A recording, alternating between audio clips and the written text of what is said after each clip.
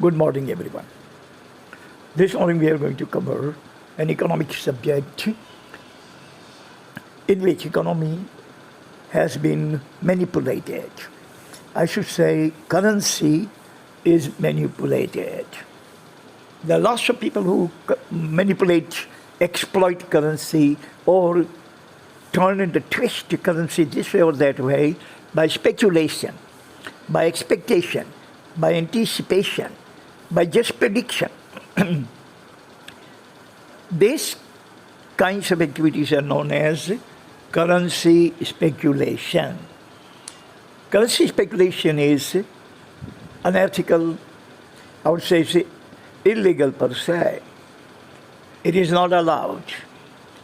People who actually manipulate or speculate the currency to gain profit or salvage losses,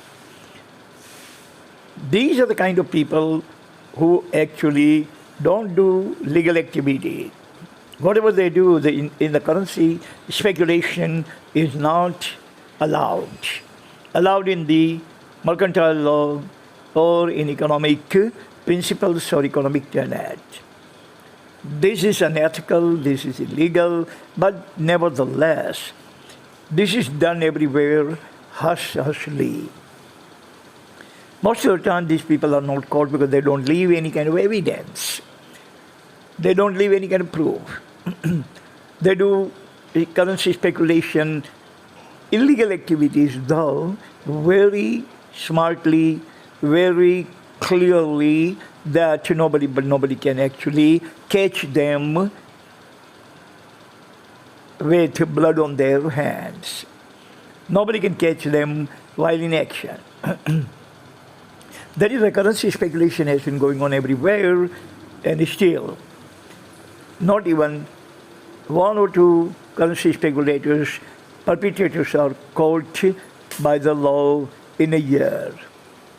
Reason behind currency speculation is just to make profit. Like, for example, if I think that dollars value is going to go up, then what I will do, I will buy lots of dollars. And when the value goes up, I'm going to sell it and make 5%, 10% profit within a month or 2 months. That is lots of profit. If you can make 5% profit within 2 months, that comes to 30% profit a year. Now, going to reverse scenario. If you think that rupee is going to plunge, rupee is going to tank its value, lose its value in the market, then whatever the rupee you have, you just sell them off before you suffer the setbacks, suffer the losses, and convert your rupee into any other currency which is going to gain strength against rupee. This kind of business, lots of people are engaged in, and lots of people make lots of money by currency speculation. I have actually chosen 4 points that Dr. Paul Mccolly has given. Paul Mccolly were the first person who invented or discovered this currency speculation. Point number 1 is to precipitate, fall or rise precipitously. These people, the whole group, thousands, hundreds of thousands of people who are currency speculators, these kind of people can actually create currency fall or currency rise by their speculation. They can express their speculation in newspaper, social media, press, everywhere. When they go for interview, they are going to actually create this kind of positive or negative scenario or notion among the people. They will say, I believe that dollar is going to plunge. Dollar is going to plunge about 5% against rupee within next 2 months. Everybody would listen and everybody would start selling off the dollar and make the dollar plunge. These people are going to cash in on this kind of scenario. They are going to buy and buy because they know that it was just a speculation. It is not a fact. It is per se, just itself. We are saying it.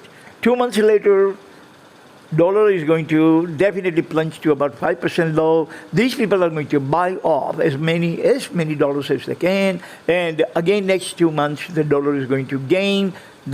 Whatever the losses dollar suffered, like 5%, that is the loss that dollar suffered. They are going to buy the dollar, and then when the dollar actually gains 5%, they are going to sell it back and earn 5%.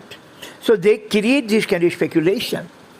Artificially, absolutely, hypothetically, they play with the currency. They actually make the currency move upward, move downward. And this way, they can actually create this kind of scenario in the society. Either people are going to sell it off, whatever the currency they have, or they are going to start buying. But that is not a real phenomenon. That is kind of anticipated, speculated phenomenon in which these people, speculators, are speculating this and make you to lose money and make them to gain it. They can create lots of problem in the market. Currency stability is definitely hampered by them. That's why government has made it illegal, absolutely unethical. Point number 2 is profit earning or loss salvaging is the objective. Their objective is, say for example, I have $1 lakh and I hear from this kind of speculator that dollar is going to plunge 5% within the next 2 months. I don't want to lose my $5,000. $5,000 means about 4 lakh rupees. So what I will do, I will sell off the dollars. Because I know the dollar is going to lose its glamour, its luster, its glory. So sell it off before we lose $5,000 and convert it all into money. Or they will say the rupee is going to plunge, or rupee is going to gain. So people are going to listen to their speculation and they follow them. They actually take their lead and do whatever they want you to do. That is your loss, their gain. They actually create this kind of rumor, this kind of speculation in the market so that you actually suffer the losses and they actually enjoy the benefits at your loss. Point number 3, it can hurt and hinder currency value stability. It can actually, these people are playing with currency, and the stability of the currency is totally hampered, totally devastated at their hands. They don't let the currency remain stable.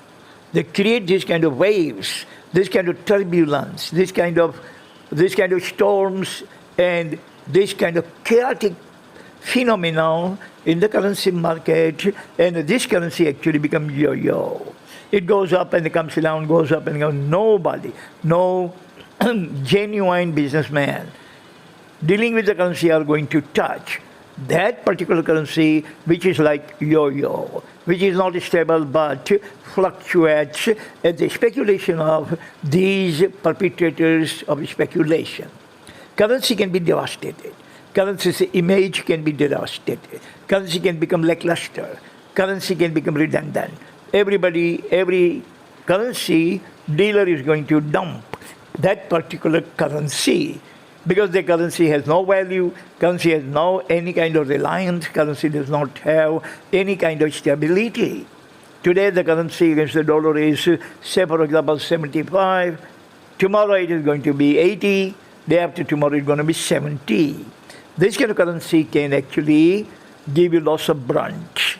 It can give you lots of brunt. That is why nobody would touch that kind of currency. Point number 4. Perpetrators abuse currency value for profit. They actually manipulate currency, exploit currency. They actually abuse currency, misuse currency, so that currency can actually move upward or downward according to their own willingness, their own desire, their own speculation. If they want, the rupee should get some strength. So they are going to have speculation about rupee in a positive connotation. They will actually spread this kind of rumor that the rupee is going to get stronger against dollar. Rupee is going to get stronger. Rupee is going to get stronger. So people are going to run after rupee and they are going to gather and accumulate as much as rupees as possible. They are going to sell off dollar, pound, whatever the hard currency they have. They are going to get rid of them and they are going to hold Indian rupees. But that is only speculation. Remember, that's not the RBI's position.